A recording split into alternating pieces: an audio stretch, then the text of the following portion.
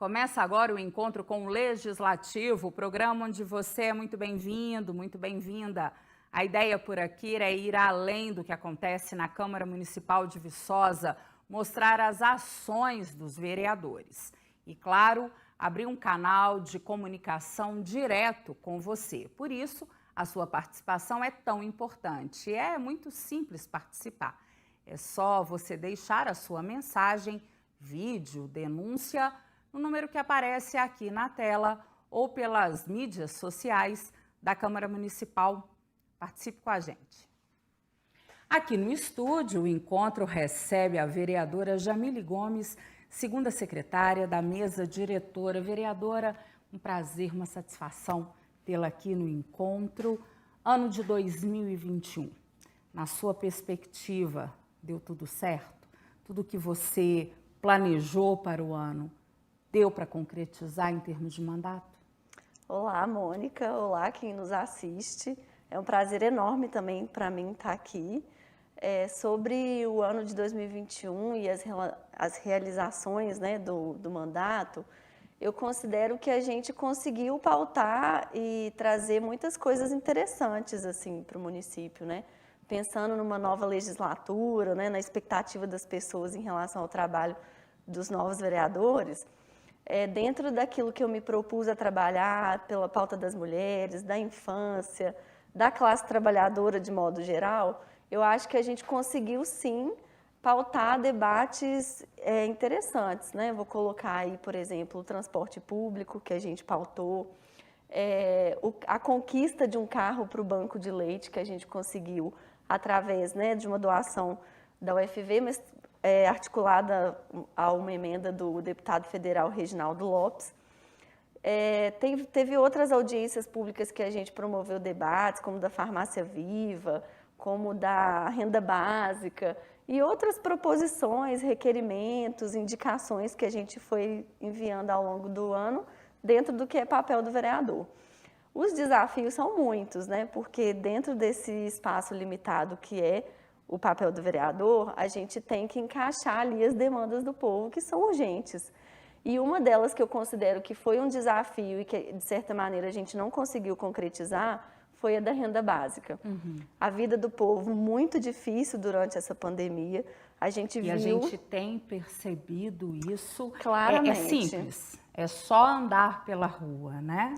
Exatamente, é só a gente ir nas portas de supermercado, de padaria, pessoas vendendo bala na rua, né? Idosos, mães com crianças. Então, a gente percebeu que esse debate da renda básica era necessário, mas infelizmente eu acho que foi, né, uma autocrítica que a gente tem que fazer, que a gente não conseguiu avançar tanto. Mas o ano de 2022 está aí e a gente continua com o trabalho. E a pergunta é exatamente essa. O que vem por aí?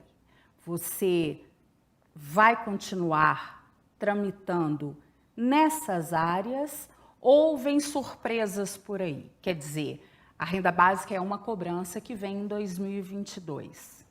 Sim, a renda básica é uma questão, e aí eu falo dentro dos mandatos petistas, né, que a gente está conversando sobre quais foram os pontos fracos e fortes nesse processo e por que a gente não conseguiu avançar tanto, né, nesse sentido.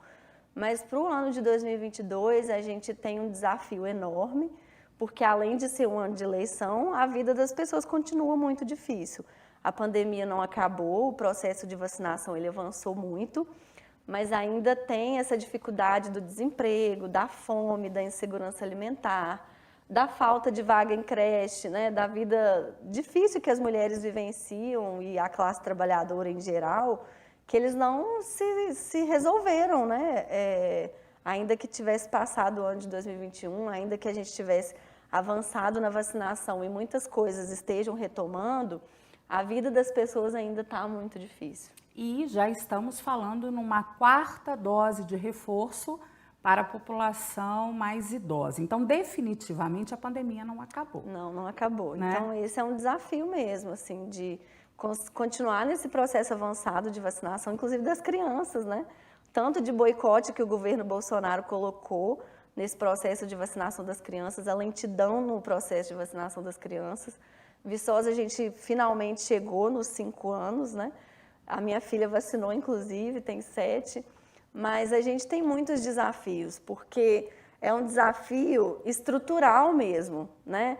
A gente tenta ali, dentro do possível do poder público, cobrar, né, fazer o nosso papel, mas a gente sabe também que precisa de uma mudança sistemática.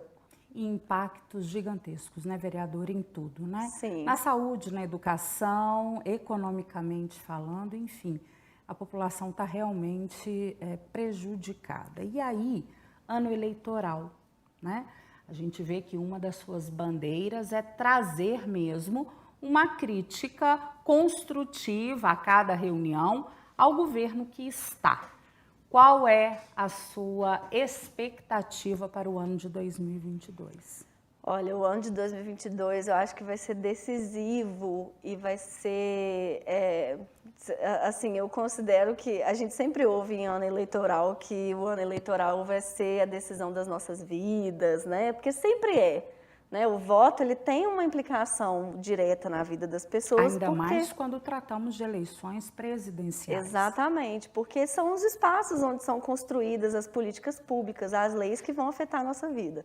Só que o ano de 2022 a gente tem o dever, a gente tem o compromisso, o comprometimento de tirar esse governo que está aí. É o primeiro passo. Né? A gente viu o quanto o governo Bolsonaro trouxe piora para a vida das pessoas.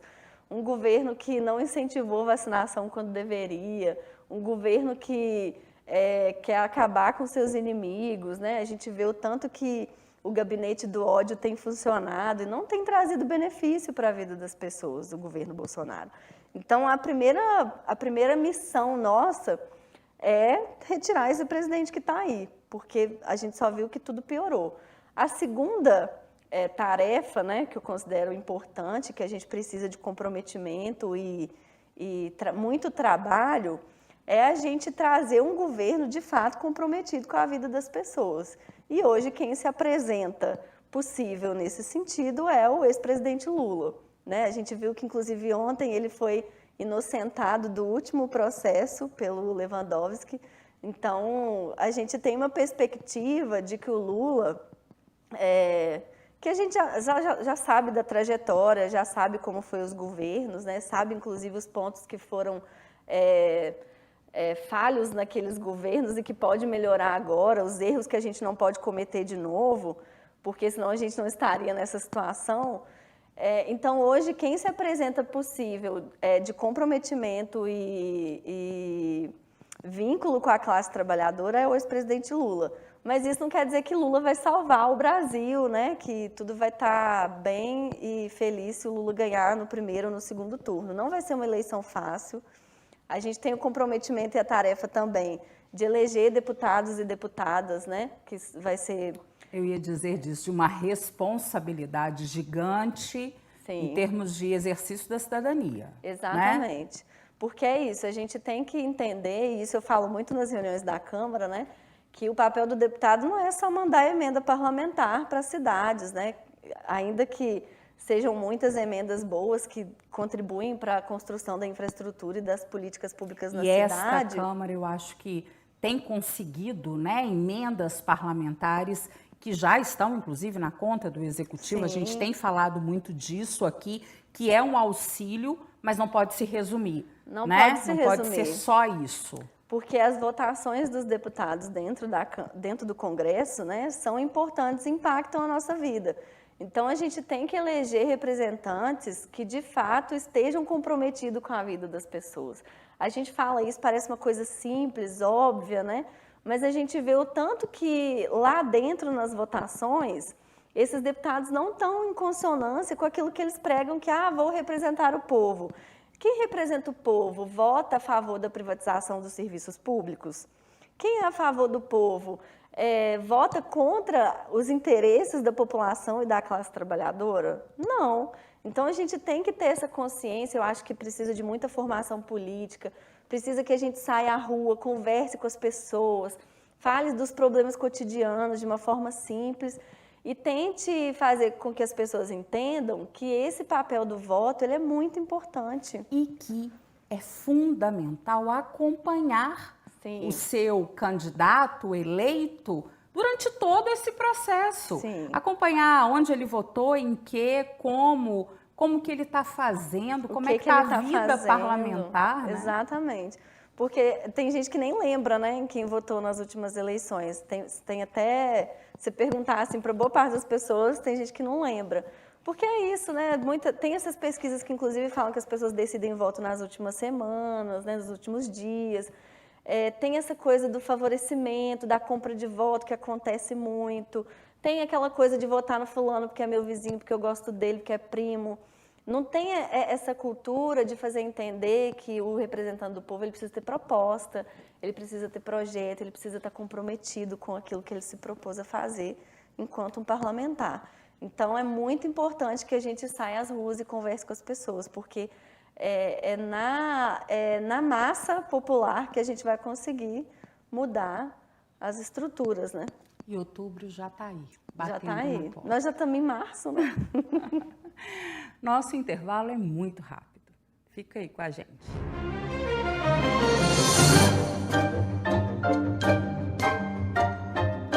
Estamos de volta e hoje o programa conversa com a vereadora Jamile Gomes. Vereadora, mês de março, mês dedicado à mulher, terça-feira, Dia Internacional da Mulher. Semana passada, a última reunião ordinária que nós tivemos, entrou então para leitura um projeto.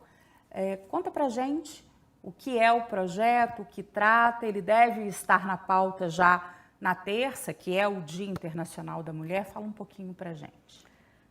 Então, Mônica, esse projeto de lei ele foi construído a muitas mãos, né? Eu tenho sempre esse compromisso de, antes de pautar, protocolar um projeto de lei, conversar com o máximo de pessoas possíveis, os conselhos municipais, né, que tem um papel importante de fiscalização também. Então, esse projeto de lei é um projeto que institui a Semana de Enfrentamento às Violências contra as Mulheres.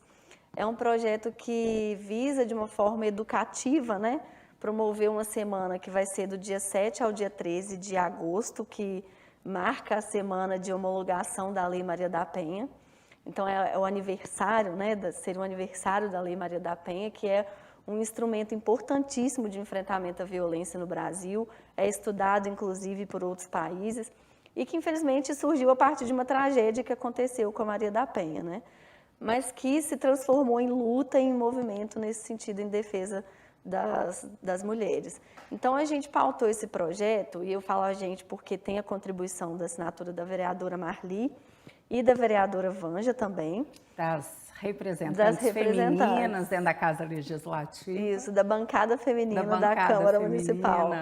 Então, a gente conta com a assinatura delas, né, enquanto coautoras. É um projeto muito importante, Mônica, porque essas questões culturais que diz respeito à cultura, né, e o comportamento das pessoas, não existe um remédio que você vai comprar na farmácia e vai acabar com o machismo, vai acabar com a misoginia, vai acabar com as desigualdades de gênero, vai acabar com o feminicídio, enfim. Então, não existe. O que a gente tem que fazer nesse sentido são campanhas educativas, são campanhas de conscientização, é promover esses debates. Então, o projeto de lei ele tem esse objetivo, de promover uma semana de conscientização, com panfleto, com audiência pública, com a gente na rua conversando com as pessoas, uma semana intensa de mobilização e que a gente pretende e espera que seja ritualizada a cada ano, né, para que isso seja de fato instituído e praticado no calendário municipal. Então, a gente entende que o fim das desigualdades e essa luta contra as desigualdades de gênero, ela acontece nesse debate da cultura, né, do comportamento das pessoas. Então, é nesse sentido. Luta retórica, né? Sim. É lamentável ainda a gente ter que discutir isso em pleno século, em pleno ano 2021, mas a Lei Maria da Penha funciona e talvez seja uma das que mais funcione dentro do país, o que já é uma conquista, né? Que não deixa de ser uma conquista. Então, é louvável porque é o que o poder público pode e deve fazer. Exatamente. São ações de conscientização ainda que seja retrógrado, né? Sim. Não, a gente tem muito que avançar, né? Assim, a Lei Maria da Penha, ela constitui um marco nas políticas para as mulheres no Brasil muito importante, né? Assim como eu disse, vários países estudam a lei, ela é uma lei muito diversificada nesse sentido de envolver a rede protetiva, diversos atores nesse enfrentamento à violência. Mas a gente tem muito que avançar, inclusive no último dia 24 de fevereiro, a gente comemorou, né, entre aspas, os 90 anos do voto feminino, quando as mulheres conquistaram o voto. E se a gente for pensar assim, nesse debate, né, da desigualdade de gênero, as mulheres, deu aí 90 anos que as mulheres conquistaram o direito ao voto. E hoje a gente ainda tem minoria nesses espaços de decisão, nesses espaços de representação pública, né, no parlamento. Hoje o Congresso Nacional tem 15% de mulheres. É muito pouco e é o maior percentual da história. E é muito pouco, é muito abaixo da média. E o Brasil é um dos países com menor representatividade. Sim, em todo o cenário da população. Nós somos mais de 50% da população, então não faz sentido. Então, inclusive para marcar esse mês de março, né, quando a gente fala do Dia Internacional da Mulher e a gente vê as pessoas entregando flores, né, a gente até faz a crítica nesse sentido, né, de que a gente não quer presente agora, a gente quer ser respeitada, a gente quer ser considerada nos espaços, a gente não quer violência. A gente não quer violência, a gente quer se manter viva, a gente quer a nossa representatividade nos espaços.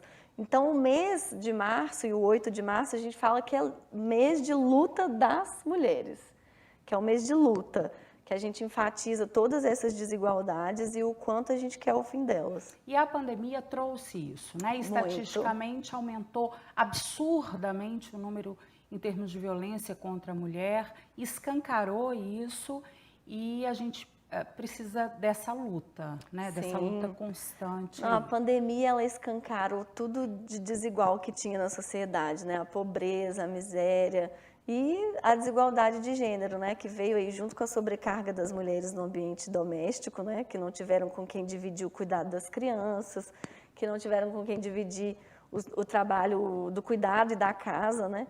Então, além dessa sobrecarga, teve um aumento do índice da violência contra as mulheres, porque elas começaram a conviver no espaço junto com o agressor, e a gente sabe que as pesquisas indicam que o agressor é aquele que está em casa, né? Muito próximo. Então, quando as pessoas pediam para ficar em casa, né, assim, nesse espaço recluso, e que muitas vezes as pessoas entendem como um espaço, o espaço de proteção, para muitas mulheres não eram. Então, isso evidenciou muito na pandemia, infelizmente, e é urgente que a gente tome medidas para que isso se dissolva, né, para que isso acabe. E fica aí, né, até quando? Bom, ainda temos mais novidades, o projeto ainda não entrou em pauta, mas há uma discussão interna sobre trazer de volta a ouvidoria da mulher, que até então foi chamada de procuradoria há uns anos atrás, agora poderia estar configurado em uma ouvidoria da mulher. Isso vai entrar em pauta? Você pode nos dar notícias a respeito de vamos ter um órgão vinculado à Câmara para trazer a questão das minorias, da mulher, não só da mulher, como das minorias? Então, esse é um debate que a gente está fazendo internamente ainda junto ao presidente da Câmara, porque foi uma proposta partida dele, né, dessa vontade dele enquanto presidente de pautar isso na legislatura dele, no trabalho dele, que é o último ano. Então, inicialmente a conversa era para a gente reativar a Procuradoria da Mulher, que é um órgão institucional vinculado à Câmara dos Deputados, às Assembleias Legislativas, e as câmaras municipais que têm esse compromisso, né, de preservar as políticas para as mulheres, zelar pela participação das mulheres na política, promover políticas públicas, fiscalizar o executivo e, de certa forma, receber e encaminhar denúncias de violência. Então, inicialmente, a ideia era a procuradoria. E o presidente veio, né, com essa nova proposta da ouvidoria, que também tem sua importância nesse sentido do papel do legislativo, né? Hoje, se a gente for olhar o cenário de Viçosa, nós estamos muito aquém do que poderia em relação a essas políticas de enfrentamento, de acolhimento às mulheres, né? Hoje a gente tem no Executivo um cargo de coordenadoria de políticas públicas para as mulheres, para uma cidade igual Viçosa de 78 mil habitantes. Então, a Casa das Mulheres, que era uma importante política pública de enfrentamento à violência, foi fechada na última gestão. Então, a gente vê... Parece que está dando ares de retomada dos Sim, trabalhos, está retomando. mas que já é uma perda, né? Porque não podia acabar, né? Para ter que recomeçar, né? Quando a gestão passada, Mônica, não renovou o convênio com a Casa das Mulheres, isso foi um impacto muito negativo, né?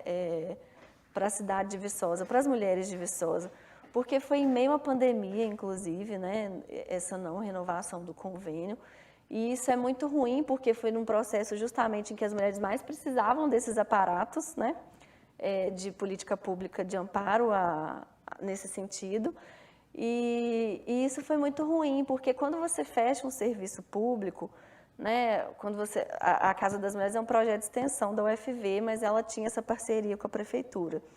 Como as bolsas, né, de extensão, os projetos de extensão das universidades têm sido cortados, né, as verbas das universidades têm sido cortadas, isso já estava prejudicando o trabalho da casa, e a não renovação do convênio com a prefeitura foi uma coisa que foi decisivo para o fechamento, né? Então, quando você fecha um serviço, para você retomar ele, não é só abrir o local e falar, olha, estamos oferecendo serviço. Tem que capacitar a equipe, tem que colocar profissionais estagiários, né? Tem que colocar estagiários e supervisores, professores nesse espaço. E vereadora, quando a gente fala do atendimento à mulher, a gente está falando do atendimento à família. Sim. A gente está falando do atendimento à criança que está ali naquele ambiente. A gente está falando, né, muitas vezes do pai dessa mulher, da mãe dessa mulher, enfim. O atendimento, ele é muito amplo, né? Ele olha o contexto de cada mulher, né? O contexto e a demanda de cada mulher, que às vezes tem filho, às vezes não tem, às vezes a violência com o marido, às vezes não é. Então, é o contexto de cada mulher que precisa de uma atenção e de uma formação, um olhar atento àquela situação. Então, a Casa das Mulheres agora está em processo, sim, de reabertura. Vai funcionar também em convênio com a Defensoria Pública e a Prefeitura. Eles estão nessa fase de selecionar os estagiários, fazer a formação e em breve acredito que a casa vai estar reaberta. Isso vai ser um ganho enorme. E nós também temos o Conselho da Mulher, que é extremamente atuante em Viçosa, né? Sim. E a Câmara vindo aí com esse apoio pode fortalecer. Eu, inclusive, sou representante da Câmara no Conselho da Mulher, né, que está aí ativo também, se reunindo. E aí pensando, né, como eu quis contextualizar esse cenário de Viçosa, que a gente estava aí caminhando, né, para esse processo de retomada da casa e pensando que tem poucas políticas de amparo, né, nesse sentido para as mulheres em Viçosa, a Câmara Municipal propor um projeto como esse é muito importante. Vai fazer parte dessa rede, né, de apoio, de construção de políticas públicas. E é um marco, assim, né, para o Legislativo de Viçosa, já que a gente tem 3 mulheres comprometidas, né, a gente tem o presidente e outras pessoas comprometidas com a pauta. Eu acho que é um ganho enorme para a cidade de Viçosa. A gente só precisa mesmo lapidar essas questões do texto, né, que eu já estou em diálogo, inclusive, com o presidente. Perfeito. Nós vamos ficando por aqui, deixando o nosso abraço, né? Desejando sorte para o ano de 2022 para você, em todas essas pautas, principalmente na da mulher, das minorias, das eleições. E imagino que você queira deixar o seu abraço também a todas as mulheres. Primeiro, eu queria agradecer, Mônica, esse espaço, né, a oportunidade de falar um pouco mais sobre o trabalho da Câmara, que é tão invisível, né? Então, quanto mais a gente puder divulgar o nosso trabalho, é ótimo, né? E mandar um recado para as mulheres que nos assistem, né, pensando aí nesse mês de março, que é um mês de luta. Muitas vezes a gente pensa que está nesse contexto difícil e ruim para a vida das mulheres, desanima, né? A gente vê muito desânimo assim, em relação ao que a gente está vivenciando. Mas Paulo Freire já dizia que tem um processo aí do mundo, né, que o mundo ele não é O mundo ele está sendo. Então, se o mundo está sendo, ele é passível de mudança. Eu acredito que nós mulheres temos muita capacidade de poder promover mudanças. Nós somos a maioria da população. Nós precisamos estar nesses espaços. E eu acredito que é uma dando a mão para a outra que a gente vai conseguir superar essas desigualdades que a gente vivencia. Muito obrigada, vereadora. Até a próxima. Até. Lembrando que o nosso encontro aqui na TV Viçosa é toda quinta-feira, às 6 da tarde. E para quem não conseguir assistir o programa inteiro, nós também estamos agora pelas ondas da 100,7, a Universitária FM, às 10h30 da manhã, das sextas-feiras. Eu espero você. Até lá.